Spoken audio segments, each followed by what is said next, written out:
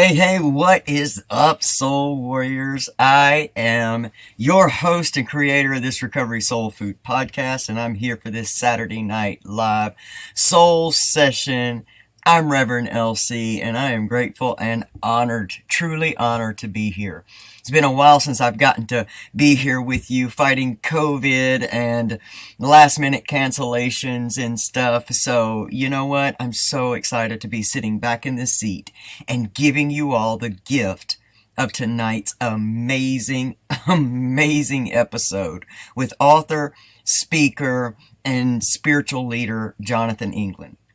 We talk about so much in this episode, and it will really enhance it all if you make sure that you download his free book or go to YouTube and make sure you subscribe and listen to that book, If I Die Before I Wake. It talks about the 5 levels of spiritual awakening, basically, subconscious healing.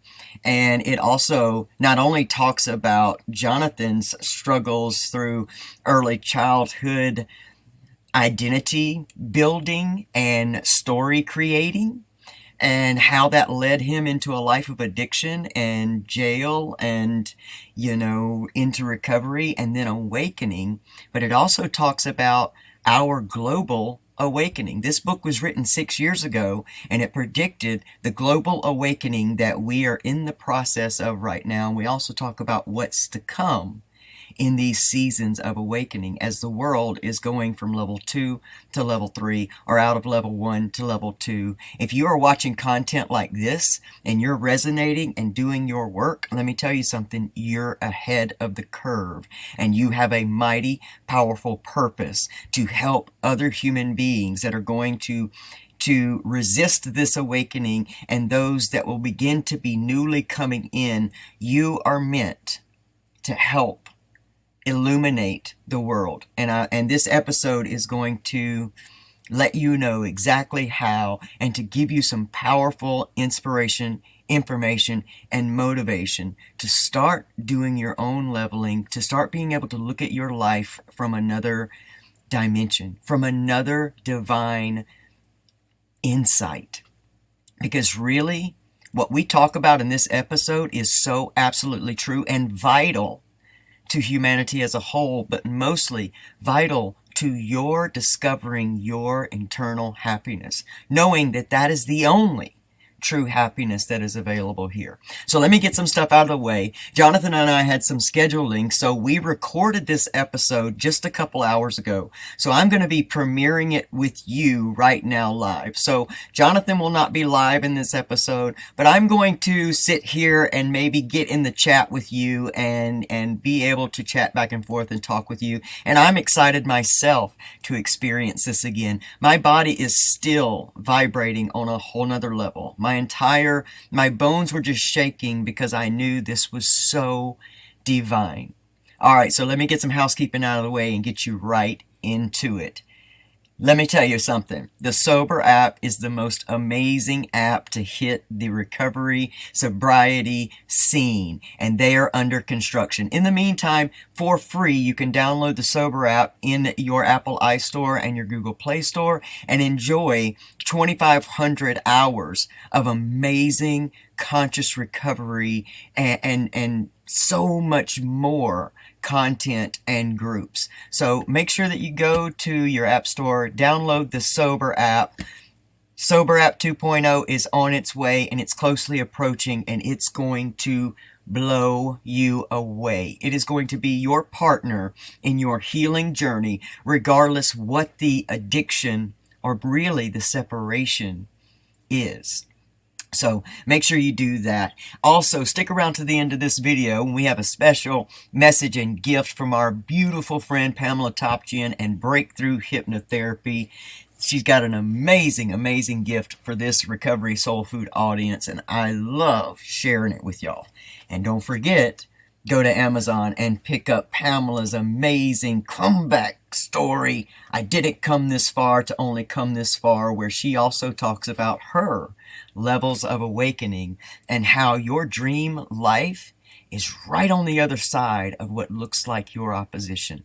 For our opposition is truly our opportunity to move into the next level of our beingness and truly living and loving ourselves and our best life. It's available. It's amazing. Pick that up right there. Amazon.com. I didn't come this far to only come this far. Just type in Pamela Topchian and take a look at her art and all the beautiful things she's doing. She's an amazing human being. Huge part of my life, my healing. I love this woman, and you will too. You will see yourself in her and her story. Also, make sure that you pick up the copy of this amazing book, An Arsenal of Gratitude by Remy Stoack. Listen, any awakening process, healing process, recovery journey process, your perception starts with gratitude.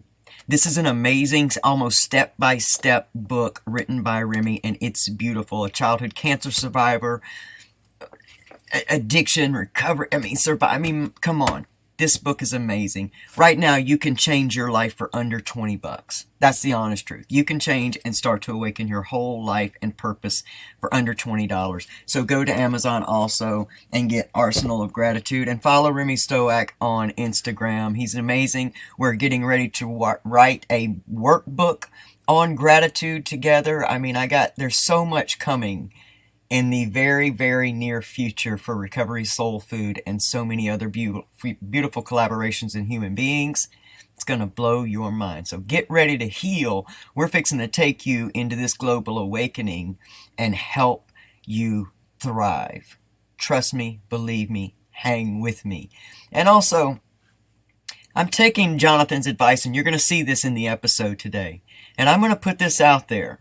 If you enjoy our content here at Recovery Soul Food, consider you can help us keep going and growing by becoming a monthly supporter on anchor.fm/Recovery Soul Food.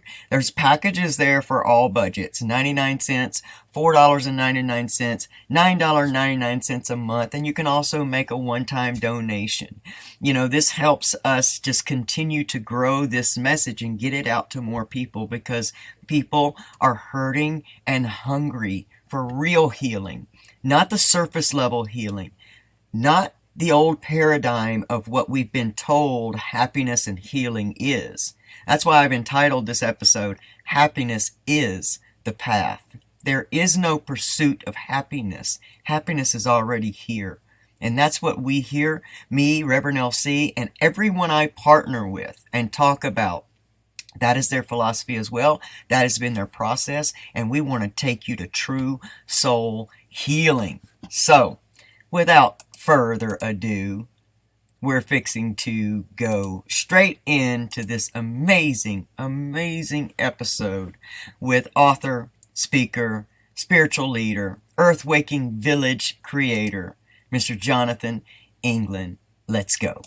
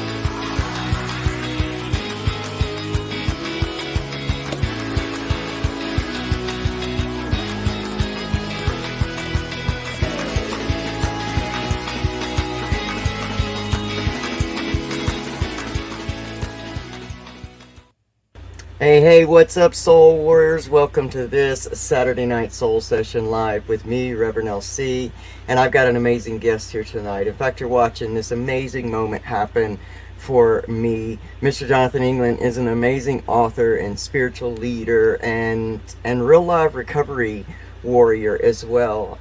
We're going to get so far into his story tonight that you're going to realize that there is hope from every level that you can be in life. You know, the darkness can't be so deep that there is not an amazing way to just be the light. And I found Jonathan England's book, If I Die Before I Wake, 2 years ago, when I was being shaken out of this life that I had built for myself. I had a clear purpose. You know, I had worked so hard and built this amazing social media that was giving to the world and giving back to me, and it had become so out of control. I started losing my home. My wife had a heart attack. There were just all these things that were shaking me to stop. And stopping that, I knew I was being called to step away. So welcome, Jonathan England.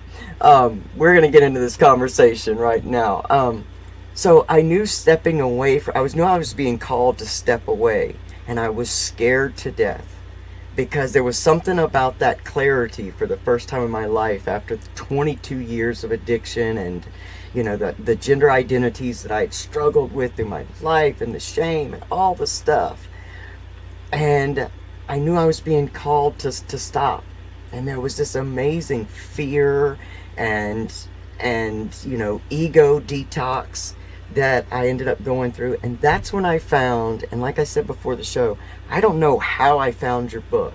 It could only be divine, because it just broke all of that wide open, and it gave me this kind of clarity about what was really happening. Because I knew that whatever was getting ready to happen was going to be good. And it was this enlightening moment where I was looking at all these circumstances, but I wasn't in doom and gloom about them. I could see that this was getting ready to do something amazing. So, if you will, just kind of start us out in any way you want to, but I desperately do want to hear that backstory and how you came to write the book, and so much about your experience and where you are now, so that for people that haven't read it or people that are being introduced to you for the first time can understand how much hope that this all brings. So take it away, Jonathan. All right, great, yeah. So it's quite a journey to get to actually where the book was written. I can't really take credit that I wrote it. I just got out of the way. I was on a 40-day fast, and so it's kind of, I could have called the book "If I Die Before I Eat," because I knew that I'd supposed to fast for a while, but I was just kind of like, I didn't even really know what fasting was, but I kind of just started hearing that. And then a couple people just showed up into my reality that were fasting. I'm like, what is fasting there? I don't eat.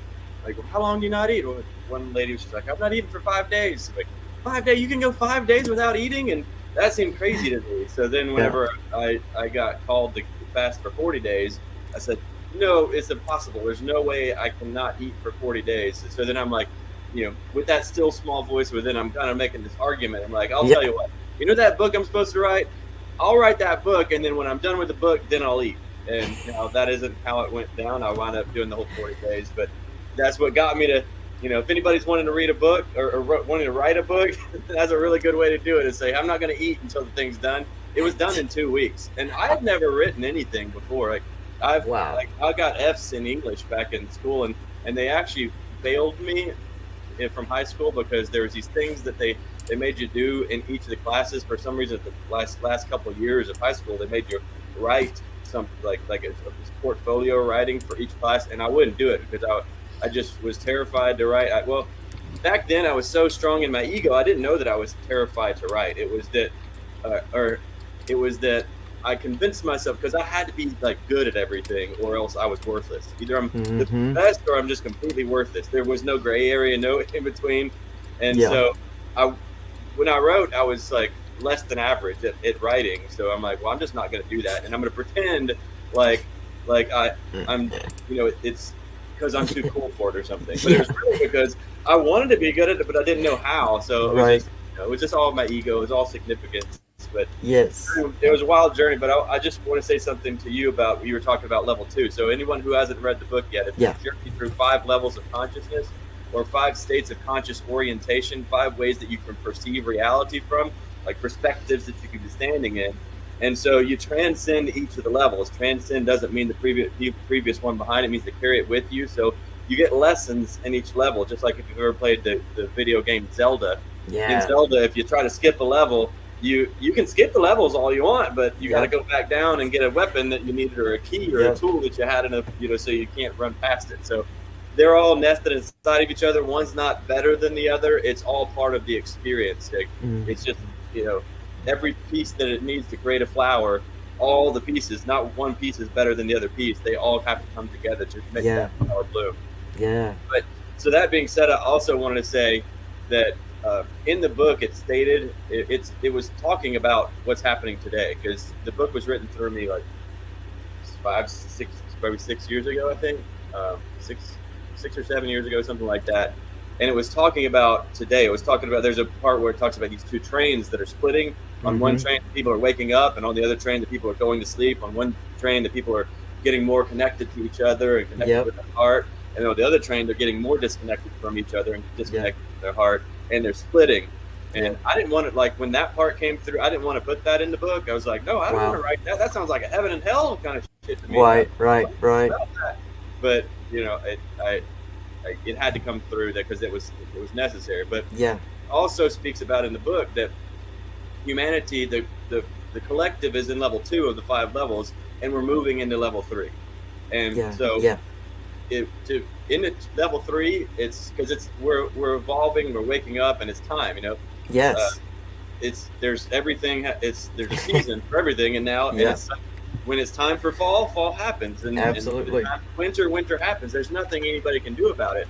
But if you resist it, that's where the suffering comes from. Is we're resisting when the leaves are. So what you were talking about earlier, the leaves started dropping off of your tree, and you're like, oh shit, am I dying? Yeah. But it was just a season, and so you're actually ahead of the curve, because once you surrender, what most people will do is they'll take their leaves back and they'll start gluing them back together. They're duct taping and trying to put them back together, but it fell apart for a reason. And what actually fell apart, it was just, this whole world is just our mirror, so it's mirroring back what's going on inside of ourselves. And what's falling apart, what's falling away, is actually our cage. It's our prison, because we've been domesticated throughout our lifetime. We've been told who we're supposed to be, and we give up our purpose for approval. We give up our purpose for significance or for safety or security. We forget who we are, and we become who we think that we're supposed to be. Amen. For those specific things, whether it be attention, significance, what we think love is, approval, those things. So gender identity, and I want to throw that in there right now, because I'm a transgender man, and we're going through all of this that's happening in the world. That was also a big shaking up of me, of getting in there and realizing, oh wait, I almost did it again. I almost waited for this gender transition to make me happy. And I had to have somebody challenge me and say, but is that all that you are? And I thought, you don't understand. What are you talking to me about? You don't know what it's like to be trans. I have to say I'm trans. And then all of a sudden, now it's in this place where I'm just like, I don't, like none of this. The happiness is already there. So happiness is the path. So continue. But I wanted to bring that up so people understand that even the stuff going on right now with gender, there can be trans human beings that are trying to pull their leaves back, and they're being very staunch and pushing to fit in this box that it's beautiful for you not to fit in. That's why there's so much resistance, because you're not supposed to fit in that box either. It's not going to deliver what you think it's going to. And when you get there and find out, you're going to be more hopeless than before.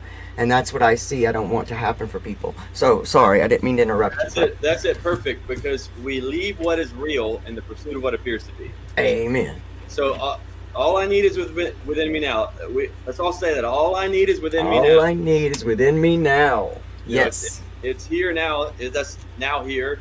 Here now. That's all there is. So look, present. My shirt says present right here. This is the present. It's called present for a reason, because it's a present. It's a gift. Yeah. But it's our job to unwrap the gift. Most people never unwrap the gift. Most people look at the gift, and it's like, if they don't like the box that it came in, then they're like, get that away from me. Yep. Yeah. But they miss the whole point of it, because they're trapped inside of their head. They're trapped inside of their judgment. But every moment is a gift.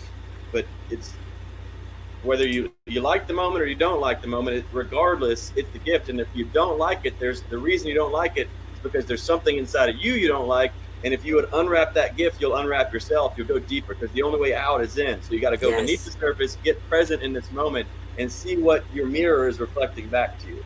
So Mm. this was a whole journey that I went through. What I was saying is humanity is moving into level 3 by chance or by choice, which means the leaves, and everyone's starting to see it now. I let everybody know what was coming, as many people as would listen to. And a lot of people got angry at me. I'm just letting them know what's coming, but it's not a problem. Like, people get afraid when they see the leaves are dying, or and if I'm telling them, hey, your leaves are about to die, see, they're still in fear because they've identified with the leaf. They think that I am the leaves. I can't die. No, that's an identity. You've identified with something that's temporal, that just comes and goes. Yes. And you're eternal. So it's you're starting to get to the source of who you are. Seek first the kingdom, will also be added. The kingdom is where? Yes. Where it says true healing begins within. Yes. Like, it's an inside job. All of it is. So humanity is about to go through the shedding of skin, so to speak. It's not about to. It's happening right now. And it's just going to get perceivedly darker, because we're going through fall right now, and metaphorically fall for humanity, and then we're heading into winter, and it's going to be cold, and so that's what's happening right now. And people are afraid only because they don't understand that this is a season. They don't understand where it's going. So that's why you enjoyed the book so much, because you were going through a season and thought that was the end. But once you got the book, you realize, oh, this isn't the end. This is the beginning. Absolutely. This is the beginning of a new chapter, because that's what happens when you go through it's a new chapter. Oh, absolutely. Wow, I transcended. I ended the trance of that thing. So you'll never solve a problem at the level of consciousness that created it. But the next level of consciousness, the problems that you were trying to fix, they don't even exist there anymore. There's no way to fix them because they don't even exist. Like, well, where did all my problems go? Right. There's a little Zen story that I heard the other day that I've just been loving sharing recently. But it's about this guy goes to the Zen master, and he's got all these problems going on in his life. And it goes to this guy. He's like, all right, I got all these problems. Can you help me with my problems? And the Zen master says, well, no. Every person has 84 problems. So if I help you fix that problem, any one of those problems, then it's just another one's gonna appear, because you have to have 84 problems. And the guy's, well, what did I come all the way here for? You can't help me. If you can't even help me with my problems, then what good are you? He's like, well, possibly I can help you with the 85th problem. He's like, well, what's that? He says, the 85th problem is basically, I don't know what his words were, but I'm paraphrasing what my words are, is the 85th problem is that you think you're not supposed to have problems. And once you realize that problems are not problems, they're opportunities, then suddenly all suffering comes from resisting what is. The only thing that is love, but you've got your own judgment of what you think love is supposed to be. Yes. Based upon because we're living in this world that we've been conditioned to experience conditional love, but love isn't conditional. If you've got conditions upon your love, you don't have love. You've got the exact opposite of it. You've got control. So you're trying to control, because you're trying to put conditions upon what love is so you can box it. Like, now I've got control over it. But if you love something, set it free. Love doesn't take prisoners. So you got to let everything go out of the box, because the only thing we're in control of is our suffering. Love says the only thing I ask you to sacrifice is your suffering. And that's the one thing that we won't let go of, because that's the only thing we have control over.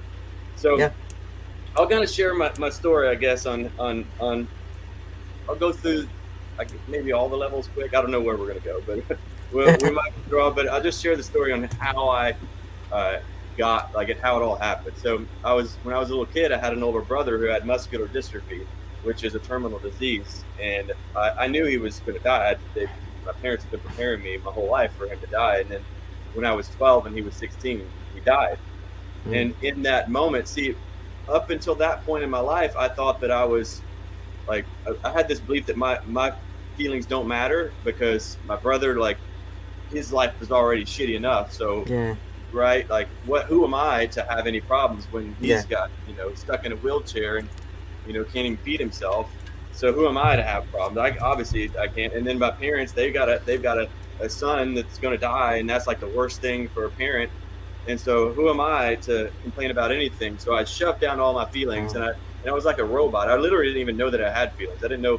I'd see people get angry, or I'd see people get, and I'm like, are you faking? I didn't have it. I just numbed it out so hard.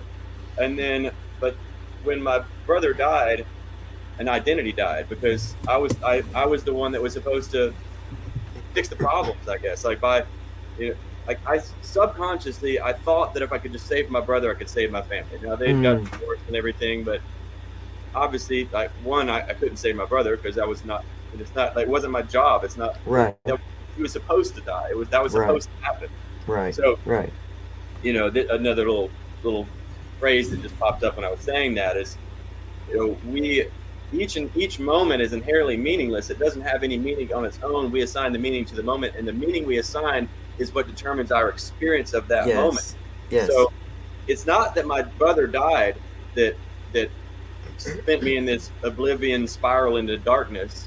It's that I thought my brother wasn't supposed to die. Mm. I believed my brother wasn't supposed to die, and so I was resisting what is, and that spiraled me all the way into darkness. So that was the beginning of my journey into hell, basically. And so what happened in that moment when he died, I was like, well, life is meaningless because I don't have any purpose. That was my only purpose, and how could there be any meaning to it if my brother was in a wheelchair most of his life and he dies at a young age? He doesn't really get to have a life, so life's meaningless. There is no God, because if there is a God, then then I hope there's not a God, because he's punishing me and my family. There's something we did wrong here, so hopefully there's not a God. If there is, then let me have a talk with him, and we're if I'm gonna have to figure out some way to whip his ass. If there is. And the third piece was that I had failed love, because this was my shot. Like, this is all I could do. Is like I was spending my life trying to save my brother so I could save my family, and now I can't save my brother, which means I can't save my family. And then that's when it just started to spiral out of control, where suddenly life was meaningless. I didn't think I mattered. I didn't think anything mattered. And with a belief like that, then where do you think that you go? And it went dark. So then it started out with just me, rather than because I'd never made a B my whole life, and now all of a sudden I'm making D's and F's all the time.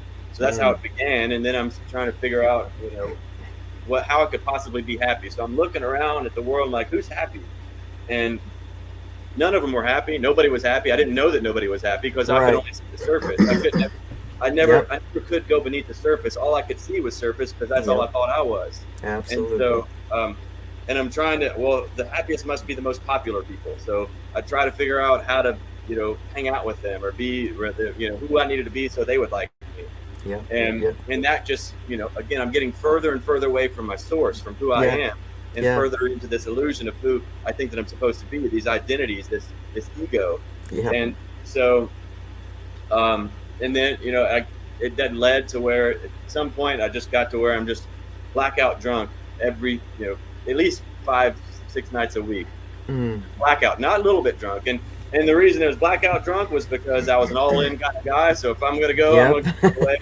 But another piece of it was because the drunker I got, the less I was trapped in my head. The more I could actually stop running away from, and I didn't know I was running. I was numbing everything out. So it was like my only reprieve. And I could actually just relax for a moment. My body would just relax for a moment, and now I could actually just, it felt like I was connected with people. I had zero connection with anyone. Like, they're over there and I'm over here, and I'm trying to figure out who I need to be in order to, so like I can connect with them. But it was like two masks talking to each other. But if I was on enough drugs, then like I didn't have the cognitive ability to keep constructing connection, and it felt like I had connection. So, and now you got trauma bond, so which translates into trauma bonds that you're making with other people that you're now, in the same space with. So we're just just stirring the pot. So I became a broke, ignorant, blackout, drunk, atheist beach bum. That's my thing. And now birds of a feather flock together. That's not just a phrase; it's for real. That's right. So it's for real. Like, that's who all my friends were as well. And we just went on down the darkness, down that tube together.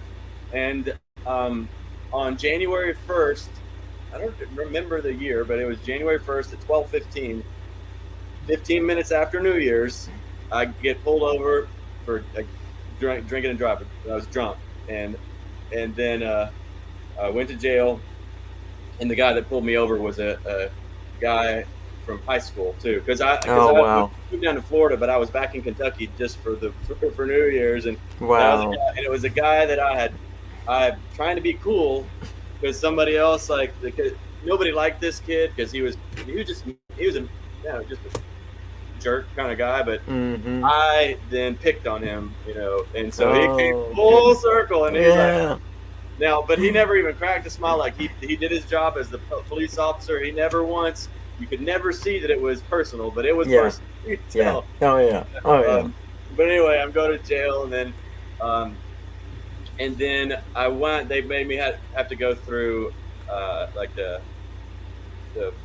classes, the eight, Mm-hmm. Yep. where Yep. Yep. and I got to go meet with the guy every week. And then I remember this guy. He was telling me. He says, if you were to get on a plane and the pilot was drinking a bottle of whiskey, you wouldn't get on that plane and fly with him, would you? And I was like, well, it depends how good of a pilot is. Has he been drinking? Has he flown drunk before? Like, Yeah. I'd rather be on a plane with a guy who's really good at drinking and flying than being with like some 90-year-old person that has seemed that doesn't have so.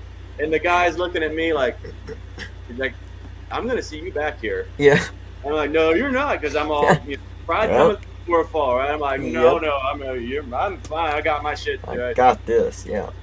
So then August 24th, that same year, I rear-ended a car at a stoplight when I was blackout drunk. I didn't even know that I was driving until all of a sudden, bam, and I'm like, where am I? What's happening? Where am I? I'm like, Oh, shit, wow. I'm driving. Wow. And I threw my truck in reverse. Like, nobody got hurt, but they could have. But I threw my truck in reverse. I'm like, I got to get out of here. And I started hauling ass, like, drunk. And thank God there was a cop that was sitting at the stoplight where that happened at. And that cop caught me and they pulled me over like a mile, not even half a mile down the road. I'm already pulled over. So that was, that cop was grace. Yeah. Yeah. And then I went to jail. So now I'm sitting in jail. So what I'm describing right here is level 1 of the 5 levels of consciousness. This was my level 1. So level 1 is about the victim mentality, where you're depressed. The better days are behind me. I got no hope for the future. Yeah. The best I ever had or will, even and my past was shitty as well. So so there's really not a whole lot. So and you're just poor me. So victim, just not knowing that the reason I'm just numb. I'm numbing myself because there's so much pain inside of me that I don't know what to do with. Yeah. And so I don't even allow myself to know that it's there. I won't even look at it. I won't even admit it because it's just too much. I don't know what to do with it or how to do anything with it. So, it just had to be numbed out. Yep. And so that's why I was doing that. But so I'm sitting in jail on August 24th, sobering up, and suddenly I'm like, I can't run. I can't numb it. They don't give me nothing to numb it with. I can't, and it's just me sitting in that cell by myself, and I'm like, damn, I could have killed somebody. And now I've got to feel what it feels like to be somebody who screwed up bad. Thank God nobody got hurt, but they could have. Yeah. And why didn't they? And I'm sitting there, but not only that, August 24th is my mom's birthday. Oh, so wow. Here I was, this kid. My whole job as a kid was to make sure it's not any worse for my parents and my family than it already is. And now here I am on her birthday, and the only person I had to call is who? My mom. Yep. No, I can't call her on her birthday, but I don't want to sit in here forever. I only get one phone call. What am I going to do? That's the only person I can call right now. So I called mom, but I was sitting there and I had to be there with myself. Yeah. And it was, it was dark. I was having to face the darkness. But what was wild is this little North Star appeared. And what it was, it's not what you would think it would have been, but it was, John, you could have killed someone. And that seems like it would be even darker. Like, it was already dark, but that when somehow that you could have killed someone, suddenly I was like, you could have killed someone, John. Wait a minute. One of your actions could hurt someone. Which means if one of your actions could hurt someone, then another one of your actions could help someone. And if your actions can hurt people or help people, then that means your actions actually matter. And I if your remember actions getting that. matter, then you actually matter, John. And if you matter, then maybe life isn't meaningless. So suddenly, in one instant, see, all change Yes. happens in an instant. You might say, "Oh, it took me 10 years to quit drinking." No, it didn't. Yeah. How long did it really take you? One instant. When That's you it. finally made the decision, decide means to cut off from all other options. Yep. So that night, I decided. I said, never again will my actions hurt someone. From this moment forward, my actions are going to help people. And so that's how I entered into level 2. So, but then I'm sitting there like, well, how can my actions? I'm a beach bum. I'm like, Yeah. what can I do for anybody? I can't help anybody or anything. So Yep. then I decided, well, what is it? What do I need to do? And I'm like, maybe it's not about. I'm not going to find happiness by trying to get my own happiness. Maybe that's the wrong direction. Maybe if I could figure out how to make other people happy. Now, I didn't know that was a trap at that point either, but But it's level 2. but I was like, if I could just figure out how to make other people happy, then maybe finally I'll be happy. So what do I do? Well, let me build a family, and build a beautiful life. Build a family and give them the life that the world says that you're supposed to have, like that you're supposed to give people. And so then I went on this mission, and this is how I got into level 2. And I'm like, all right, I've got to do something. I got to take responsibility for my life, and I got to build a beautiful life that I can give to build a family and give this beautiful life to the family. And then I'll feel successful. Then I can finally feel peaceful and feel happy and great. And so, like, well, how am I going to do that? Now, luckily, I stumbled upon personal development. Luckily, I stumbled upon, or divinely, I stumbled upon, I guess. Yeah. Again, I didn't believe in God back then, so of course I would have never said Right. But it was personal development, which the difference in personal development and like the educational system that we grew up in is our educational system was specifically created to turn us into bricks in the wall, another brick in the wall, cogs in the machine, slave to the system. That like literally is they don't hide that. They're like, after the Industrial Revolution, we needed more factory workers, so we made an educational system to stamp out factory workers. So we're just little slaves to a system. And so that it's not about success, it's about slavery. That's literally what it is. I mean, there's teachers in there that are giving their whole heart to it. They're trying to give everything they can to help students out, but it doesn't matter. They're trapped inside of the system. Trapped. And there's nothing they can do. Like no matter how hard they try, they can't liberate anyone because they're in the prison themselves. Absolutely. And don't even know it. And like Harriet Tubman says, I freed 1,000 slaves. I could have freed 1,000 more if only they knew they were slaves. Yes. So we're in a slave system and don't even know that we're slaves to it. Yes. But so what this, self-education was all about was find someone, because there's only one way to learn, and it's through failure. But the caveat is it doesn't have to be through your failure. You can learn through someone else's. And so if somebody has been where I am and got to where I wanted to go, and they could like repeat that pattern, then now they have a recipe. They got a blueprint. They got a path. Yep. And if I follow that recipe, I follow that path, then I can do that too. I can walk that trail. I can move in a direction.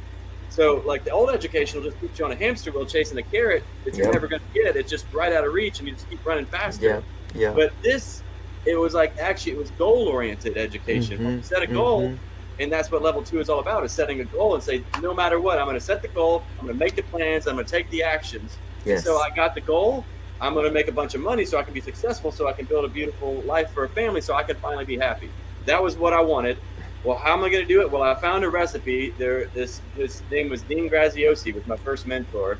I was flipping through channels one night, like after I'd been to jail, and thinking, I got to do something different, man. This is insane. You got to do something different, John. And this guy on TV says, have you ever in your adult life felt like you should be further along than you are right now? I'm like, yes, that's exactly it. Like, and then basically he's like, well, if I could give you this one tool, this one tool that would help change everything for you, would you want that tool? I'm like, yes, I want that. He's like, well, you do whatever it takes. I'll do whatever it takes. Yes. He's like, all right, give me all your money. I'm like, well, I don't have any money. He's like, well, go find some money. And I'm like, all right, well, I'll go find some money. I said, I'll do whatever it takes. So I did. I had to pay for it. It was like $10,000 for this month. And but thank God it was $10,000 because it's Tony Robbins is another one of my mentors, but something that he says, it's not a lack of resources, it's a lack of resourcefulness. Yes. And so in that moment, I had to step up to the plate because I had to become resourceful enough to get that 10 grand. Yep. And that 10 grand gave me the recipe for real estate investing. No money, no credit, real estate investing. I didn't have no money, I didn't have no credit, so I was perfect fit. But now I had to become resourceful to get that 10 grand. But now I had momentum. Yeah. Because now I'm like, well, damn, look what I didn't know I could do that. Yeah. I set a goal and I did it. And then, all right, well, what else can I do? So I started following that recipe, and within 18 months, I'd made $400,000. Within 2 years, I built a multi-million-dollar empire. So that was level 2. That was me entering level 2 and going through level 2. And then I built this beautiful life for my family where nobody has to work anymore. We're all on vacations all the time. And I'm just giving everybody everything that they could want. I'm like, I did it. I'm successful. I built a happy family and a happy life, except for one thing. Nobody was happy. And the more I gave to them, the more perfect their life was, the more vacations we went on, the more everything that they ever wanted they get, the less happy they are. And it just gets miserable. And it is just like, and it gets to the point, like, no matter what I do, it's just never enough. And in fact, it's just making it worse. And there was a moment. New story. Yep. And there was a moment where, it was just going south on every aspect of my life. And then my mom was on hospice and about to die. They gave the hospice nurses said she's going to be dead in 2 weeks. Just prepare. And I'm like, what? But now, thankfully, also because I had made all this money, and I knew how I'd done it was because I'd done personal development. I'd started, self-education. So what I had done is I started taking a bunch of money and investing in more personal development. So I'd been growing myself. I started reading books. Like in school, I'd never, I only read like one book my entire life because they forced me to. But here, I never read a book by choice until this moment. I'm like, so I'm reading books, I'm watching videos, and I invested over, like, at that point, like a few $100,000 in personal development. Wow. So when my mom was there, they're about to die. See, I had already really got a good idea of how this universe works. I could see it, I could see the equation for life. And so the equation is thoughts lead to emotion, lead to actions, lead to results. That's the equation. Yep. So you'll know them by their fruit. The results are the fruit. Your thoughts are your seeds. Most people complain about the results. These are horrible results, but those results are fruit, and those fruit are perfect. They're a perfect reflection of the seeds that you sown, and the seeds are your beliefs, the mindset. So your mind is your garden. And so most people are just letting the weeds grow up, but they're not tending to their garden. Yeah. When you got fruit that you don't like, you can say, okay, that's belief system. I've got some sort of philosophy, some sort of paradigm that's producing that fruit. I need to take responsibility. I'm not going to blame the fruit. Yeah. I take responsibility, and let me go clean that up. So, so I had been doing that. I've been getting new recipes, basically investing in recipes on health, happiness, relationships, spiritual connection, all aspects of everything that, all the goals that I could have wanted. And so when my mom's dying, see, there's two things. There's a difference between wanting something and being ready to receive it. Amen. And there's a difference between knowing and being, right? Yeah. To know and not to do is not to know. You don't actually know it if your body's not taking the action. Remember, thoughts lead to emotion. Emotion is energy, and motion leads to action, leads to results. If there's no new action, that means you didn't sow the seed. The seed hasn't been sown. It's not producing any energy and motion. So no new action, no new results, because you haven't truly sown the seed. Maybe you threw the seed on the ground in your garden, in your mind, but then you got afraid, you dug up in fear what you planted in faith, and then you go right back to your old bullshit. So, so I need that. People don't do what they should do. They do what they must do. Yes. And this was the point. It was literally do or die. I must put it all to action now, put it all to work, because I got my success. I was great at that, but I still wasn't happy. I didn't like none of this other stuff. My relationships, everything was just horrible. Yeah. But now it was time I had to do it, or my mom was going to die. I had to use what I knew. And so there's that grace. Yeah. And so that's but before that had happened, what I had done was I laid down my head and said, I can't go on. Like, this is too bad. My mom's dying. Like, everything, my whole life. My girlfriend was taking like 20 Oxycontin a day. She had twin boys, teenage twin boys. They're on drugs. And I was like, I gave everything. I did everything I possibly. I just trying to be a good person, and nothing worked. So I failed. I'm a failure. And I'd never said I failed before. I never admitted to being a failure before, because who would love a failure? And I was just still trying to get love. And I didn't know that I was still trying to earn my love. But not knowing that love isn't something that you can earn, it's something that you are, I was still trying to get it. Remember, we leave what is real in the pursuit of what appears to be. I was leaving love in the pursuit of love and had no clue that was happening. So suddenly I lay down my head. I said, I failed. I'm a failure. And then this like weight lifts off my shoulders. Like I was literally ready to commit suicide. I was literally suicidal, because it was just too dark. It was too much for me to deal with. And I said I failed, and the weight lifts, and I was like, what just happened? And what I started thinking about, I was like, wait a minute. I failed, which means I can't be who I thought I was supposed to be. I can't. Everything that I gave up, everything to be this person, to make everybody happy, it's impossible, because there's nothing left of me. I gave it all. I put my whole soul into it, and there's nothing more that I can do, and it was still not enough, which means I can't be that. I can't be who I was trying to be, which means I'm not that. And if I'm not that, then what am I? Who am I? Yeah. And then I moved, and this is me entering into level 3. I'm like, well, suddenly it's like I left this identity, and it just all died. Who I thought I was died, and now I merged with everything. Because there was no longer where I began and everything else, or I ended and everything else began, or vice versa. It was like there was no more identity. The identity was gone. And so from that moment forward, then I was able to do what needed to be done without the conditions that I had been carrying throughout my past. So previously, here's another thing, another little phrase. We do the wrong thing so long that the right thing feels wrong. Yes. Like I was getting blackout drunk every night for so long that when I stopped drinking, it felt wrong. My body's like, no, you got to get your drink on. Like, it's like, no, but you're not going to have any friends anymore. You're going to lose all your friends. Like, if you better get out there, like, look, they're all at the bar. Where are you at? You lost everything. Like, so it all felt wrong. Yeah. But it was what I needed to do for, my next step of evolution. And it wasn't like, I'm not judging that season or that chapter. Right. Thankful for all of it. Yeah. Thankful. Because how could I have this perception? Yeah. I couldn't know who I am if I didn't know who I wasn't. Absolutely. And so I lived a life of giving up everything to be who I wasn't. And now I can see who I'm not. And I got so far away from who I am that I could really see who I am really well. I'm like, oh, as I started getting closer, like, oh, I could see me from every angle. Yeah. So that was the journey. So that was level 3. And then level 4 is when I just started overflowing, because I had everything that I was looking for. It was inside of me, It's a happiness. There is no path to happiness. Happiness is the path. Like, so I became happy. But it was just remembering that I already was. I just was leaving my happiness, trying to get it. And so I was in the present moment.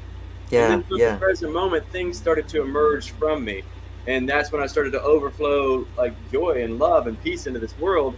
And then it brought me all the way to, this moment where I moved into level 5, but I won't dive too deep into that. You read the book if you want to really deeper. But for sure. But then after I'd surrendered level 5, which is just not my will but thine be done, I'm surrendering over. Because level 3, you leave the picture, so like you're not trapped inside this little identity anymore. It's like John went away. Yeah. But then level 4, I moved back into this identity. But now now this identity wasn't so that I could get anything anymore. Now it was like, hey, how can I use this identity called John to actually help people, to give something to the world? It's so strange. Just real quick, if I can say something about that, because I really want to hear what you have to say about it. It's so strange that time between level 3 and maybe the level 4, because it seems like, that's where I am with identity kind of at this point, where I'm feeling like, but there's like that step back into it, like you say, like there's this moment between these levels where it seems like in some ways you're there with level 4, and in other ways like you're still here in level 3. Is that part of the process that's kind of natural? If you transcend, because now what happens is when it's time to go to the next level, it's kind of like you're faced with circumstances that you could reverse and go back Yeah. to the previous level. You could actually Yeah. get smaller. So if you're chilling in level 3 and it's time to go into level 4, because in level 3 you're just being. You know, you can live in a cave or go live in the woods. Yeah, And everything. yeah. Like, dude, literally, I became homeless again. In level Yeah, 3. an RV. Yeah, I Yeah. became homeless. Bought a travel trailer. Yeah. So Yeah. so that's what happens. But then there's a moment in time where it's okay. Now it's time to move on. And Yeah. at that moment, you either transcend that level and become something different, or you go back to what you knew. Like, well, Yeah. so you'll go back to level 2 and you'll start, manhandling life again, and Yeah. not thine will, but mine be done. I'm gonna make Yeah. sure I get this stuff done because I have to take. I got to survive. Yeah. And so Yeah. that will happen, or Yeah, you transcend and go through it. So there's going to be like the action, because level 3 is about be. Yeah. Level 4, then the action comes from the being. Level 2, when you're in level 2, you're acting so you can Yeah. So to you be. can be. You're like, I'd really like to be happy, so I'm going to do whatever I got to do so Yeah. I can be happy. And level 4, level 3, you're being happy, and then level 4, you start acting because you are happy. But if you like stagnate, if you try to stop, like, no, I'm just going to be happy, now all of a sudden you've lost your happiness, and so then the world is going to start to cave in on you. It's going to start to reflect it back to you that you lost your happiness because it was time for it to overflow. And so all these there's these moments in life where you get to the fork in the road, and that humanity is in a fork in the road right now. Oh gosh, yeah. It's time to go to level 3 and let go by choice, but most people aren't doing it, so they're reverting back. So most people are level 2 is the success level, and that's like the end of the game, and they've been working at it. Look, I'm going to succeed, but what most people are about to do is, because they're about to hit the brick wall where no matter what you do, it's not going to work. Yeah. And so they're going to drop back into level 1. Most of people will drop back into level 1 and return to victim. I've been working my butt off, like setting my goals, and I got me a good job, and that job's gone. Yeah. I got everything on my vision board. Yeah. My bank account's been built up, and now all of a sudden your electricity bill is $1,000. What shit? Like, your food's like $2,000. Like, well, damn, there went my bank account that I built up. So so now I'm a victim again. Poor me. There's nothing I can do. They go back to level 1 versus going into level 2. So that's why the book is so important to have. Like, so it's like you see these lighthouses, so you know where you are. And you're like, oh shit, okay, this is not a problem. So back to the 85th problem is that, so we said everyone has 84 problems. The 85th one is that you think you're not supposed to have problems. Yes. Once you realize, hey, I'm supposed to have problems, because problems aren't problems, they're opportunities. It's only a problem because I'm afraid that this is the end of something that I wanted, but it's not. It's the end of something, but it's the beginning of something else. And so the adversity is the opportunity. It's the new door for you to walk through. But most people are like, I'm terrified what's on the other side of the door. So you'll go back to the old room that you were in previously to get further away from the door that's just showed up to you right now. You don't know what's over there. You know what's in here. You don't know what's over there. And like, I'll go back to where I came from rather than going to wherever that leads me. But it's always going to be something beautiful on the other side, as long as you keep moving forward. Absolutely. And it becomes a part of what you expect as well. And being in that level 1, that victim consciousness, you keep experiencing so much more victimization, because that is part of that belief. That's what you're expecting of that future moment. And so we fight it so hard, and we'll say, oh, well, I know what this misery is, so I'll just go back to this, because that misery out there I don't know. But you're so right. It becomes this moment of realizing that, oh, I'm in control of my suffering, and the opposition is the opportunity. And it seems like in that shifting between maybe levels 3 and 4, they don't seem like these big massive catastrophes anymore. It's like now you're seeing that, and you're thinking, oh, this does look like, it looks like, and people will tell you, oh my God, your life's falling apart. And you're like, no, it's falling together. It's falling into place. Even more. Yeah, even more. Oh, gosh, man, keep going. It's important to watch that, because it's that shift from 3 to 4. I mean, they're all difficult shifts. No doubt. But because once you get into level 3, because what you do, the truth changes on different levels, right? And like what you do to win at one level will fail you immediately the next. Like what you do to win in level 2 is going to fail you in level 3. Yes, it You're like, is. I got to set the goal, and I'm going to get there no matter what. The moment you say no matter what in level 3, you are effed. I know. But then in level 4, you actually have to set a goal again. You have to, you got to go, okay, that's where I'm headed, and you have to move towards it. It's in a no matter what style. I mean, it will be like a no matter what, like, okay, that's where I'm going. But this time you're not going to get something, you're going to give something. I'm going to give this no matter what, but it's purely from a giving state. And not that outcome place, not that place of yes, controlling the outcome. Yes, in level 4, you're not doing it for the fruit. You're like literally you just love watering the seeds. You like sowing the seeds and watering them. You tending your garden. You love tending the garden. You're not like, if I tend this garden, then I'm gonna get a fruit. No, you just tending the garden because there's so much love in you that you want to pour out, and if the garden is where you go to give. And so that the garden is this whole life. And then where are you going to give to? And you just start giving, and you set the goals for every like when you're gardening, cool, every day at noon I'm going to go out here and I'm going to water this plant, and so you give to that plant. I'm going to go dig up these weeds over here, and you're doing it, but you're loving the action. So faith without works is dead. So level 3, you're just in faith. Like it's not time for any sort of works. It's you got to get being, because we're indoctrinated, domesticated to believe that we're human doings and we're loved for what we do. Level 3 was when you realize I'm not a human doing, I'm a human being, and I'm not loved for what I do. I'm loved for who I am. So you got to learn to it's you just in love with you, and you just be with you for it's like honeymoon time with yourself, and you're just like, I'm just going to be with me. The world can sort itself out. It doesn't need me. I don't need it. It's just me, and I'm going to be in love with me, and I'm going to look at nature, and I'm going to be in love with nature, and I'm going to see myself in those trees. I'm going to see myself in those bees, and just fall in love with you. Yeah. But then when it's level 4 time, that's when it's like, okay, now it's time for me to build a garden. Metaphorically.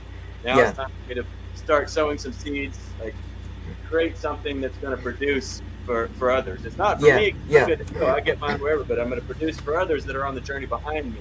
Those people back in level 1 are starving, and they need, like, they don't know, they have no idea how to create a garden. They don't know any of that stuff yet. So you can help them. You're going to help the people that are behind you on the path.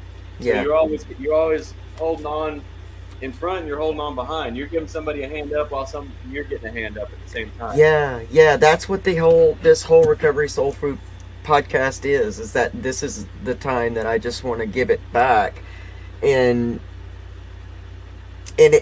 I've got just this one quick example. So I've got this really great friend. He's been an amazing mentor, and he asked me, and I talk about what I want to see happen with the podcast as far as reaching people in these ways. And he always has this question. He goes, well, is that going to pay pay the bills? Not in a damning way, but in a way like he's asking me, like, well, can that pay your bills? And I'm kind of in that place where I don't really know if it can. That part doesn't matter, much right now, because I can't see it. So that's I want to give it.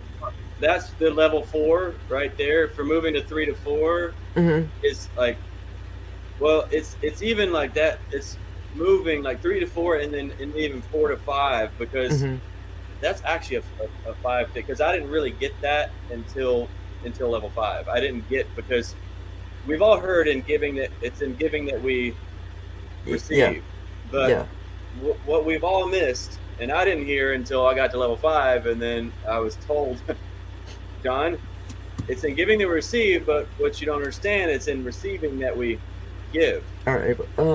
And I'm like, what do you mean? What does that mean? And then so the metaphor is, have you ever given something to someone? You like you poured your whole heart into this, and you're like, give this gift to somebody, and they just refuse. They're like, they just like, oh, I don't want that, or like something like, how's that feel? Whenever you gave it, you're like, wow, that's my whole heart, and you're like, no, like, but if they would have just like, oh my God, that's incredible, thank you so much, thank you, if they were like, oh, well, how much do I got to pay you for this? Like, then you're like, oh, that's icky. No, it's a gift. But if you're like, if they're like, oh my God, thank you so much, and they open their heart and they receive it unconditionally and gratefully, that's the greatest gift they could give to you, is to receive it fully. Yeah. And so what we've done, like, what to go to the next level is you stop giving to get and you start getting to give. So you start to receive, because your level of giving is capped at your ability to receive. And Yeah, so, correct. so you open up the channels to pour in, and you open up the channels to pour out. So you start building channels on both sides. You build channels. How can I give more? Because it's inspiration to information. So you put form into place so you can flow more. Because the flow, without the form, there's no flow, because it's just everybody gets wet. There's just a flood. Yeah. Without the form, there's no flow. There's just flood. Yeah. So we're not here to get flooded and drowned. We're here to, build canals and channels so we can let the flow go. So you'll start and see, it's because of the pain of it in level 2, when we set the goals and we did all the things, we got lost in it. Now we have an aversion. Oh, I don't want to do that again. That's a trap right there. I know where that road leads. I'll get consumed by it again. Like that, like it owned me. And then we get gun shy. We're like, I'm not touching that thing again. I know what that did to me last time, but there's a point where you've got to get over that. You've got to, it's like just perfect examples of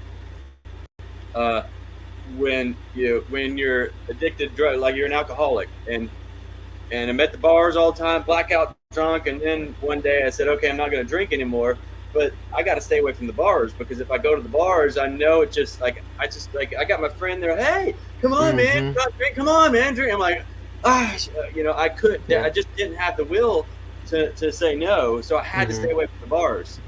So now, before I had an attachment, an addiction to the alcohol, attachment to it, but now I have an aversion to it, but I'm still controlled by the alcohol. If I go to a bar, that means the alcohol is deciding where I can and I can't go. It owns me. So that's what happens when you were in level 2, then you got to level 3 by letting go of the level 2 stuff, but now you've got to go. You can't run away from the goals. You can't run away from the the receiving, because before you were literally, like, we were giving from a scarcity place, because we were giving to get.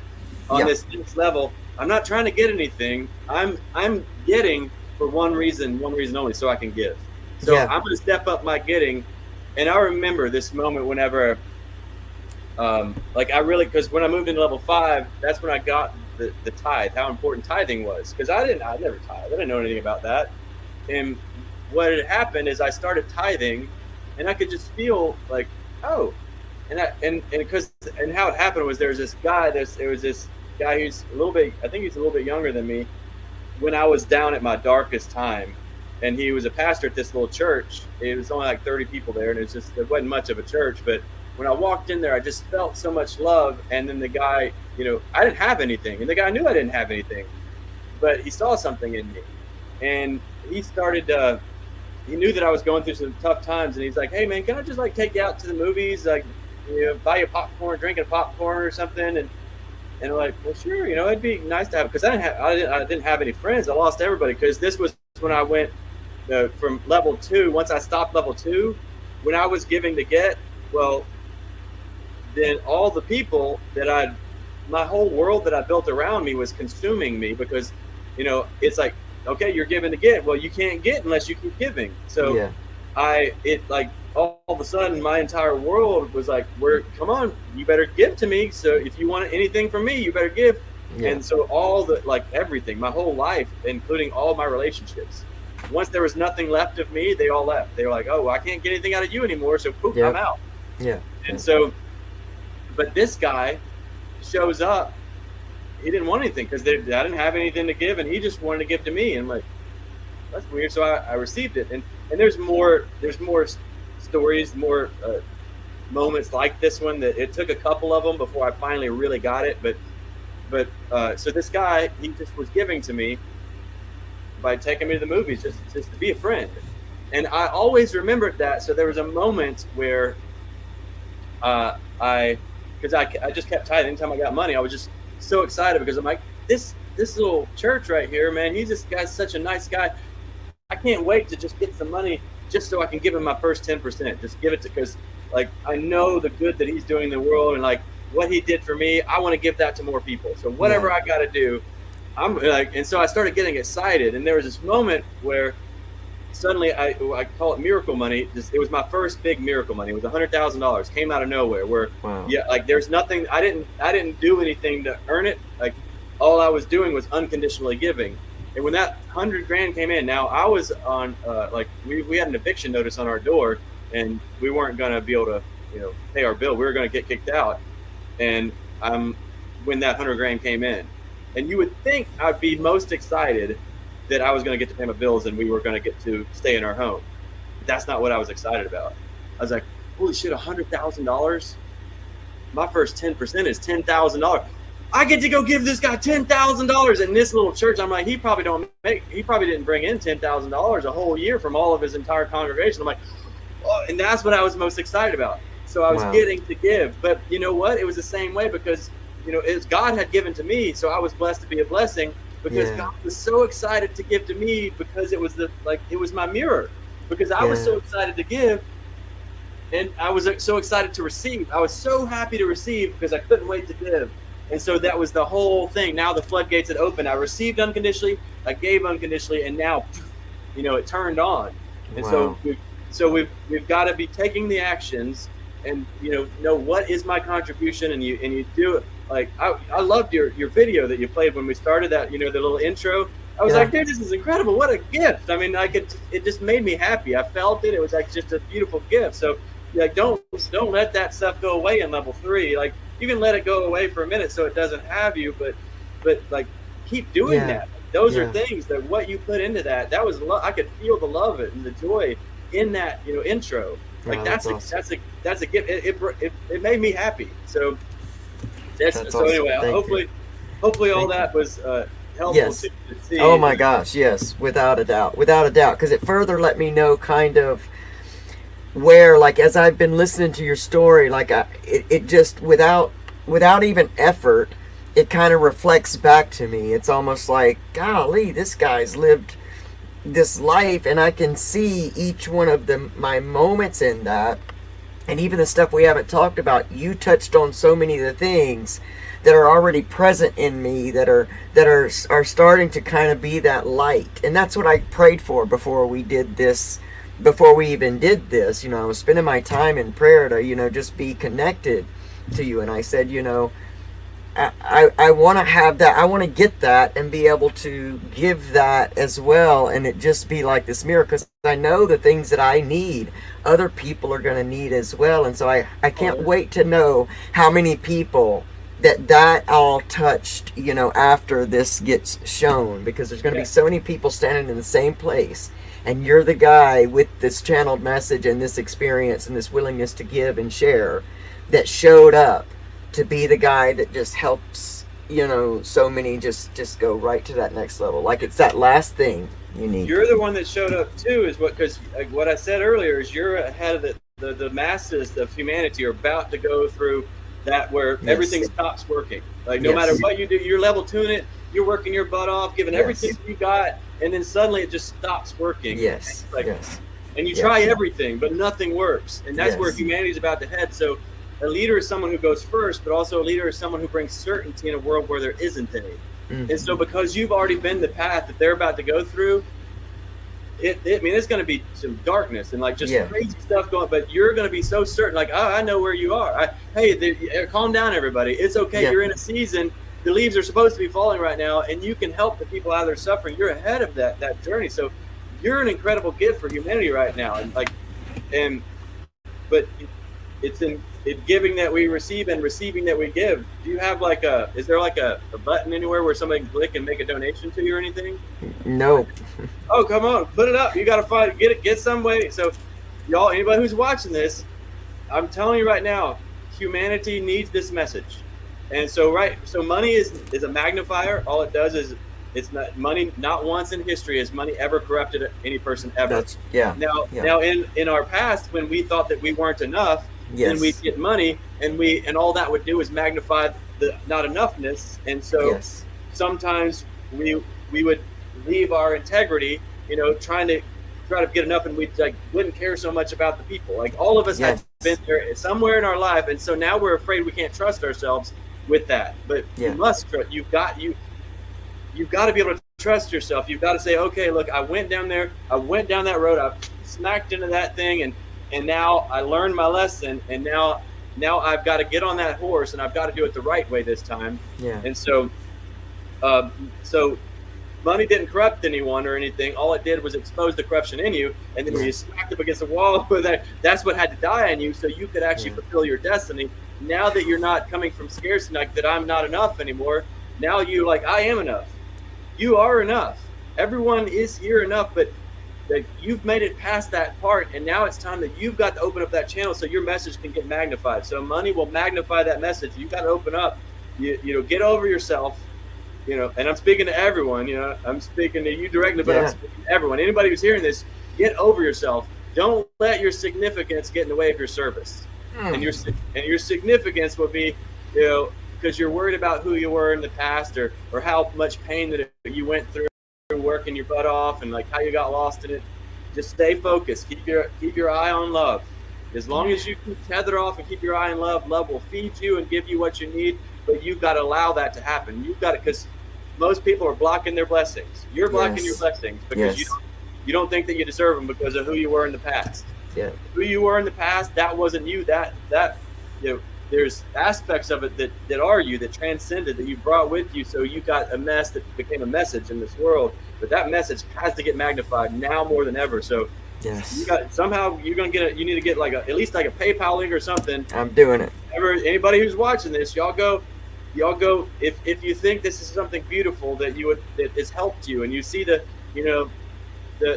beauty in both of our hearts, like, magnify this. You don't vote at the polls, you vote with your dollar bills. Go make a donation, give so that this can be given. Wow. And that's a gift for anybody who gives. When you give, that's a gift for you, because now you've unconditionally given to something that you believe in, and guess what that did? Now you're open to unconditionally receiving. The floodgates will turn on, but unless you block it, unless you don't think that you're worthy, if you only think that he's worthy or I'm worthy, if you only think that, then you'll block the blessings. You got to unconditionally give and open the floodgate. Hey, I'm worthy too. I'm worthy for the gift that, like, because when you give to something like this, it spreads out into the world. Yes. And now your children get more of this. Your grandchildren get more of this, the good, nourishing, the life, right? It comes back to life. So everybody, listen to what we just said there. Wherever you are on your journey, wherever you're on your path, give more. Don't receive less, give more. Don't give less, receive more. Raise your level of giving, raise your level of receiving. Wherever you got a bigger dam block, open that thing up and keep the whole thing going. So that's where everybody needs to do right now. Open up the floodgates, take your hand off the wheel, stop trying to control life, and just allow yourself to unconditionally give and receive love, abundance, peace, joy, and then suddenly wherever you go, those things are. Man, I knew this was going to be just soul nourishing and life enhancing. I knew that this was going to be it, because I had been feeling like there's just like this last little thing, that just last little, just whatever, that last moment. And I appreciate and absolutely receive what you just gave, because I'll tell you next year, because we're still going to be in touch. I'll tell you next year just exactly that it'll be a moment that I'll be talking about. I just already know, because I just felt that thing, that last puzzle piece that just went in place, and it just shifts.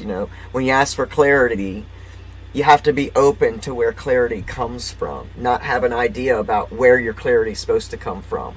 That's, we look to so much in our world to show us where our clarity comes from, or what our blueprint is supposed to look like. I called it my recovery battle plan. And as I started going through levels of recovery and awakening this whole discovery of self, the battle plan started changing every single time. So you call it blueprint, I called it battle plan. It was just it came together. So tell us what you're doing. You're in mastery school now. You're no longer like, you've gone through, like a lot of people that might be watching this. You still have kindergarten or elementary school to go through. So you don't. Some of the things that we're saying right now, you don't even need to worry about right now. You need to Yeah. go out there and find your power and start setting Yes. some goals. If you've already been somebody who's set goals and you got some success, you did some things, and then it started to crumble on you, then you need to be listening to what we're talking about right now. So find yourself. That's why the book is so Yes. good. Find yourself in where you are. Be honest with yourself about where you are. It's not you're not no somebody's not better than you because they're at level Right. 5 and somebody That's else. important. Yeah. Because it's all part of the journey. Like I'm looking, I got a bunch of fruit trees like right here, and if the one mango is ripe before the other mango is ripe, does that make the one mango better than the other mango? Right. No, it's just a different time. So you don't Yeah. rush the mango, but hey, you need to be ripe faster. No, it's just part it's right on time. It's everything's Yeah. we're all right on time. Oh yeah, that's Absolutely. great. Link. That's my book. Y'all, you can download the book for free. Yeah, you can listen to it on YouTube as well. I've got Jonathan's YouTube channel up as well. I listened to this book. I've read the book, and in probably every E level it's got. I'm gonna have to buy my copy now to add to my collection. But I've read it in every E place, and now it's on YouTube. So I listen to the book at work, and it's one of those books that will be with you throughout your entire journey because it kind of evolves in you. And it's like every single level that I've gone through with this book, it's gone with me, and it has just been another kind of enlightening place. I'll hear something different because it's time to hear and relate to something different. And so it's an amazing book. It talks deeper about Jonathan's journey through his addiction and family and all of that. And my gosh, our stories parallel so much with all the things that it took to make that come, what it took. And so I appreciate this book more than you know. You also have Earthwaking Village, and tell us a little bit about what Earthwaking Village is and what you're doing with that. Yeah, that's our virtual village. So I'm here in Costa Rica. Actually, we have a physical village, and we're planning on building these all over the world. We prototyped our first one here. The first one is done. Where it's because where the world's going is everybody's completely dependent upon their government or this artificial sick system. And so it's time to sever that dependency because the ultimate form of control is dependency. So most people are slaves and don't even know it because they're slaves to the system because that's the only way they can survive. But so in these villages, we got food, water, shelter, energy, community, and purpose. And so we're not dependent upon anything on the outside. So we're completely sovereign. It's a perfect reflection of the sovereignty that we have on the inside. Our outer world in this village is a reflection of it. So we're building these all over. We've got our second property already. It's massive, beautiful place, and we got a lot on the radar. So we're gonna start growing these. But Earthwaking Village is the virtual village where people can kind of go like, hey, I'm not ready to move to a village or a physical village or anything right now, but you can just start hanging out with other people that are going in the same direction as you. I say stop hanging out with people who share a common past and start hanging out with people who share a common future. Yes. Yes. You can be the same people. Like you can hang out with people. Maybe you got blackout drunk in the bars together every night, but you're both are like, hey, let's go do something beautiful together, and that's great. You can stay, but make sure you're together because of the vision. Because without vision, the people perish, not because of the past memories or the pain that you're bonding around. Yes. So good. You can just plug in there earthwakingvillage.com, just join in, and we got all kinds. There's people in there, cool, and all kinds of events and stuff going on all the time. That's how. That's how I was contacted, and so.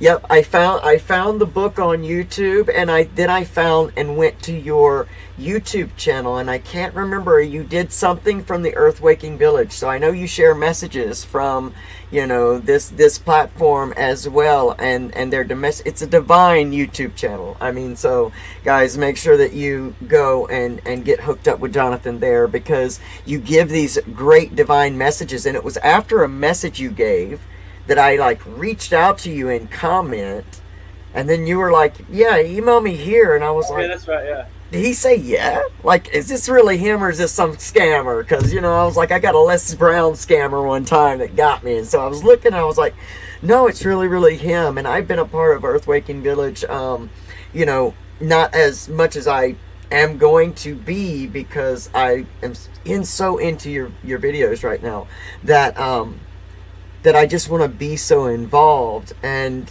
so yeah, we reached out on Earthwaking Village and have been talking to Jonathan ever since through that. So there's a messaging board, and it's really an amazing, you know, community where it seems like, you know, there's a lot of people in that community giving of their, you know, their gifts, and so it's a beautiful thing.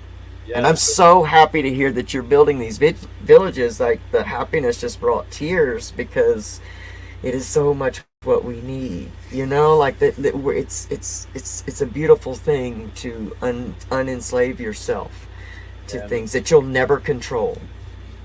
The world needs it now more than ever. I was watching this lady.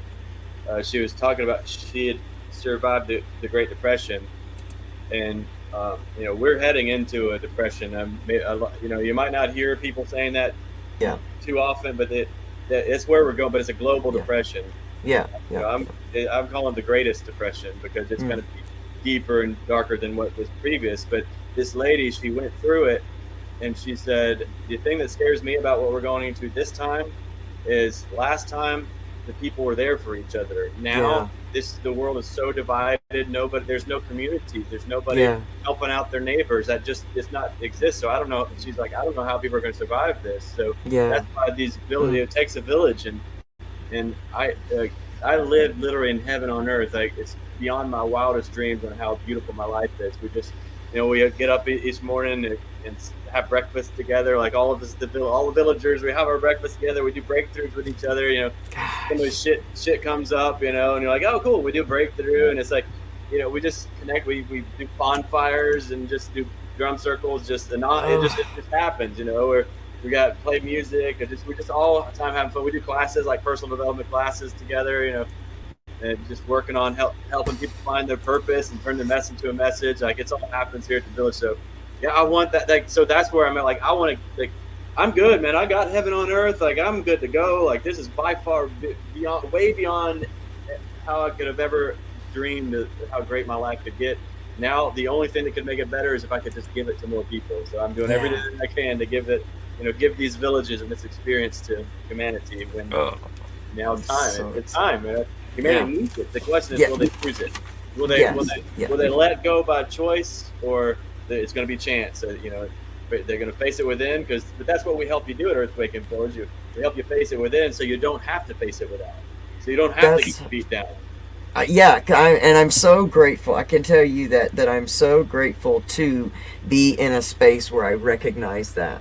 And so for probably the first time, you know, in a lot of my life, like, I feel like I'm going into something slightly more prepared and greatly less in fear.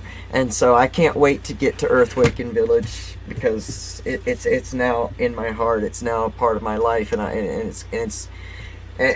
know that it's not going to be very long until we're there. So you've got something coming up with the New Earth Challenge that you're doing with Earthwaking Village, right? Yeah. It's a challenge. I just had the idea like a week ago. It was like a 5-day challenge, because we do events all the time. I've got one called Awakened Life Live, which is a 2-day full immersion, 12 hours a day, 2 days straight. And then there's another one called The Solution. It's the same 2 hours or 12 hours a day, 2 days straight. And so I was like, I need to create something that's like more bite-sized chunks for people that can't, you know, give 12 hours. Yeah, that's a New Earth Challenge. Perfect. Thank you.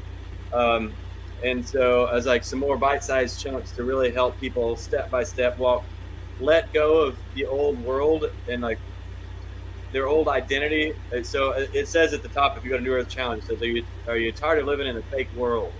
You ready for something real? And that's what you experienced. So that's what you're going to learn. You're going to experience real. It's going to be such a contrast. You're going to be able to see it, because a lot of people, again, people don't even know that they're slaves. They don't even know they're slaves to significance. They don't know that they're still they're still almost every one of their actions is to get something, because there's such big void inside them. They have no idea. So we're gonna help people. Like, so if I say, are you tired of living in a fake world? Well, then you're gonna have to give up your fake self and everything that it's feeding off of. So, but we're gonna hold your hand and help you get through that, because our fake selves, if we got any addictions, whether it's drugs or alcohol or Netflix, porn or anything, whatever the addictions are, whatever it is, that's coming because you feel like there's a void inside of you, but it doesn't exist. It's not true. You're perfect, whole, and complete. And so we walk you home, like walk you back home to yourself. I say life is an 18-inch journey from the head to the heart. So we help you take that journey from the mind through the emotions to the heart, and you get set free, and you know who you are. And so that's going to happen over those 5 days. You're going to make that journey from the head to the heart. You're going to let go of the old world and the old identity, who you thought you were supposed to be, and you're going to remember who you truly are, and you're going to get to meet all your soul tribe. Yeah. Oh my gosh, man! I'm so excited and pumped for this. It's a free event too. You just register for free. There's no cost to it. We've already covered the cost for you. Just go put your name and email, and then show up. I'll be there. I'm gonna be there, and I invite everyone who watches this in the sound of my voice to come and join me there too, because that's what I'm looking for, man. That's what I know is possible. Not that I'm looking for. It's what I know is truly possible, and I think there will always be some things that you continuously get the opportunity to work on, in your life. And I think that just being surrounded with other people, because if we're the average of the 5 people we're around all the time, then if you turn around and look at your current tribe, it's mirroring to you what's happening within. And there's going to be scarcity there, and drama and things, and uncertainty, and that's because that's what's going on within us. So when your vibration changes as you go through these groups, these levels and this stuff, and it's amazing, and your tribe changes as well. And so it's amazing. So I'm really looking forward to it. This has been a tribe building season for me through this podcast. It's been outstanding. I'm so grateful that you came here and gave so much to us so freely, especially to me. This is going to change my entire world at this moment. I just know it. And I'm so grateful for you. Thank you for doing what you've done. Thank you for just being willing and giving of your life experience as well. And thanks for coming along and leading us through, because we got a lot coming. But it's necessary, because we got a lot to look forward to, man. A lot. Exciting. A lot. Good stuff. It is. Make sure that you follow Jonathan England here. Get to Earth Waking Village. Get signed up for the New Earth Challenge. Follow Jonathan on YouTube. You can get so much of his information there. And first and foremost, make sure that you go and you download this book. It's free. It's also on YouTube, so you got no excuses not to give in and just hear this book and let it be part of your life. It's amazing. I'm looking forward to a specific young man watching this show today, because I knew there would be a lot in here for him. And so you know who you are. I hope you enjoy this. I almost feel like this is my gift to you, man. And I just pray that it touches you as much as I just feel like it will. Jonathan, you are an amazing human being, and thank you for being here and spending this time with me. It takes one to know one. Man, I appreciate you so very much. Jonathan, oh my gosh, I will see you in the village, man. That is one for sure. Thank you so much. Thanks everybody for joining us. I cannot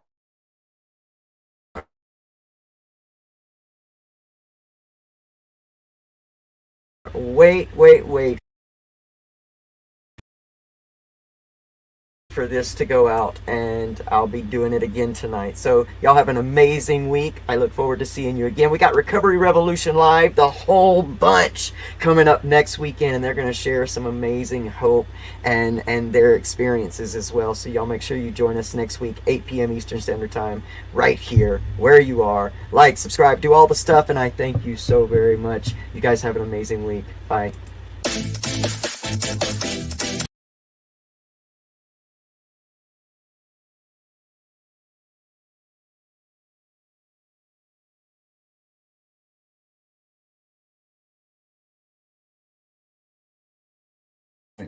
So was that not full? I mean, I told you it was going to be like full of information and amazingness. And I pray that you will watch this episode over and over and over and over and over, because there will be so much in here that will continue to sow into your life and give to you and your healing for as long as it stays in creation. And I know that it will for mine.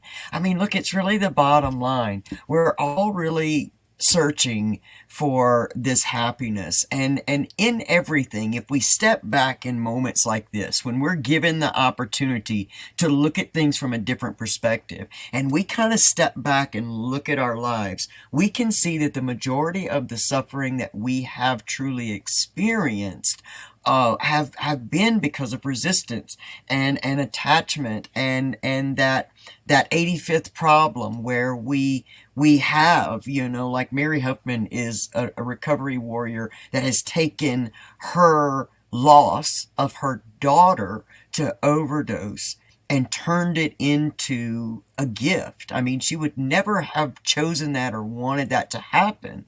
But there's that difference between suffering for it and staying in level 1 with that situation, and or turn around and taking it, what can I do with this pain that can now come full circle and help someone else? That means that human being, that Amber, her daughter, did not just lose her life in vain. It meant that this is now a platform in which Mary stands on the wings of Amber to now spread this as a message. And it's happened in my life, with the addiction, recovery, the abuse, even the gender transition. These are all things that so many people in the world are going through. They're suffering through because they're so identified. And I'll say this again, because we are also live in the Transgender Mentor YouTube channel. We, as transgender human beings, are fighting to fit in a box that is going to also keep you imprisoned. And if we could step back and understand, we are fighting to be accepted for something, but we're missing the fact that we are all human beings seeking connection in a system that is trying its best to keep us distanced and separated. And when we begin to pay attention less to trying to be accepted into another camp's box, and we just embrace ourselves, and this translates into many places in life, not just people in gender transition. You can find this in your own life. Is, that place where we're trying to break out of the boxes and be accepting of ourselves and loving ourselves. Because in order for us to truly experience love, it has to come from within. It must come from the divinity within you that created you in love, as you are, not as you're supposed to be, or not within the idea that makes you feel like once you achieve this, that's where happiness lives. That is the lie of external happiness. Once you learn to be happy right where you are, happiness then exudes and you begin to vibrate back to you true happiness. When I lived in scarcity, when I lived in always, what meant so much to me about this interview, and it's long and I'm going to let y'all go soon, I promise. What meant so much to me about him acknowledging the love that he felt in that digital that I made was that I was truly in the belief that I could never make amazing digitals to go with my videos. That I was going to have somebody else do it. And I didn't have any money to hire that out. So I really was sitting in this moment of despair. And that's when COVID hit. And COVID hit, and all of a sudden, there wasn't anybody really to hire out for that stuff. And all of a sudden, I had to become my own hero. And that still small voice within me kept saying to me, you can do this. And it was only when I kind of got still and clear that I could just barely hear, just barely acknowledge and feel that still small voice that says, no, you're going to do it. And out of nowhere, little things just kept coming into my reality that actually showed me how to be able to do this stuff. And it gave me the route that was easiest for me. It was like my learning level, my way of learning best, that's what was coming into my reality. And so, I stopped giving up on myself and I got up. That's why I always say, get up from your give up, because you can, just like that. You can make a decision today to begin to implement perception changes about yourself and your life, and find out where the stories that you're living under, where the deficits are. And you can start that today. You can make a decision that I am going to find and discover my authenticity, my true self. I'm going to find out how to embrace what seems as suffering in my life. No, I would not. The honest truth is, would I have just chosen to be transgendered? No. Would I have chosen to be a victim of childhood sexual abuse and mental and emotional abuse? Would I chose to have been gang raped in my early 20s? No. Those are not things that I would just say, oh, give me some of that. But the fact that I took my power over those things and transmuted them and alchemized them into the strength of character and the knowledge of being as the divine human being that I am, and harness the power that lives within me, because I am a breath of God in human form, just like each and every one of you out there, regardless of what your identity or space of being is. That is what you are. Hands down, no other explanation needed. That's what you are. And so when you start to really understand that, you begin to take your power back from that victimized place. Because as you relive that trauma over and over and over, especially from a space of asking, why me? Your brain and body and nervous system is experience that trauma all over again right then. So I might as well have been that little confused girl who knew they were a boy being sexually molested. I might as well be right there, because my brain and my body does not know the difference. And so when I truly realized that and absorbed that I was giving my power to the abusers every day, every moment of the day, and I was killing myself by escaping through substance and trying to commit suicide and wanting to die on a daily basis.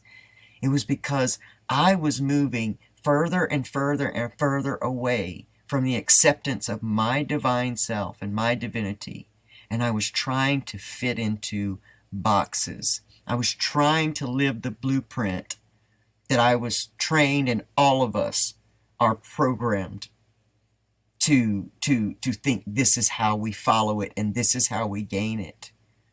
And the world is in a great unrest right now. And yes, we know we're going into fall and winter's coming, but right after winter is spring, and that's when new life comes, and that's when things are blooming and blossoming. And so we have to be able to be within these seasons and choose suffering or learning, doing or being, resistance or acceptance, divinity or identity. And once we really understand that the true power and beauty lies in choosing divinity over identity, in being accepting of who you are. And when I love me, I don't need you to love me to accept me. I don't need someone else to approve. I don't need a group of people. I don't need a gender of people to tell me that I belong. I know I do. And then that exudes from me. And then when I meet you, I get to tell you how much you belong. And then you get to tell someone else how much they belong. And then before you know it, we are healing a world that has been severed, and it's now being brought back together.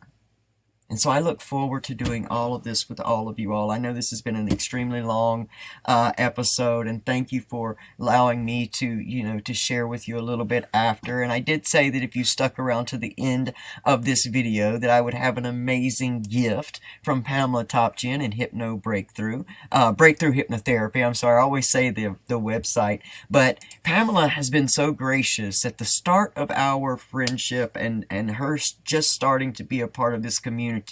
She's always given of herself to our community, and she is once again still willing to give a full free session of hypnotherapy.